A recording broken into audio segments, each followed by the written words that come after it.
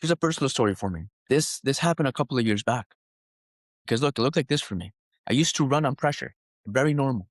Pressure showed up everywhere in sales, in team development, in leadership meetings. I used to tell myself I perform better under pressure. Sound familiar?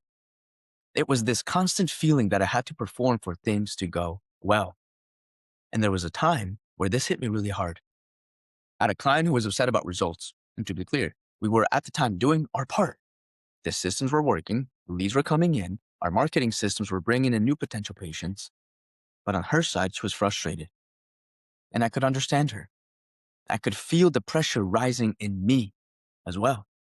I felt like I had to convince her that we were doing our part and that she was not doing hers. Now, if you've ever been there, you know that pressure. Your chest tightens up. Your brain starts rehearsing arguments. You start preparing to defend yourself. But here is what I realized. The pressure was not even about the results.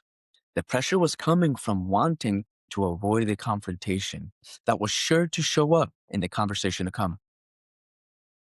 I did not want misunderstanding. I wanted to clear it up. I did not want to be the bad guy. So my nervous system was trying to keep me safe by making me over prepare and over explain. No longer living in the present moment, running away from a lion as my mammalian brain was on track. Then something shifted. The pressure started disappearing as I was preparing for the call. And it began with ownership. I took responsibility for the areas where we did not set the proper expectations up front for her and her team. Not because we were failing, but because we could have led more clearly. That ownership changed my posture. It moved me from protecting myself into being ready to lead. So on the call, I did something different. I shared objectively what we were doing. Clear, measurable, factual. Literally screen shared and walked her through what was going on. I showed her concisely, clearly, directly on screen where her team was not following through on their side of the commit. No blaming, no emotional spike, not trying to pretend, not trying to defend myself, not trying to shame anybody. Clear, objective, clarity. And something really powerful happened. She came to the realization herself that her team was not holding their end. I did not have to convince her. I did not have to win. I did not have to perform. I was operating from peaceful authority. And from that space, we created something completely transformational. We built a new accountability process and system to make sure her team was following through on the actions that they needed to take. They weren't even clear. Again, that's on us. We're working together. We brought clarity to it.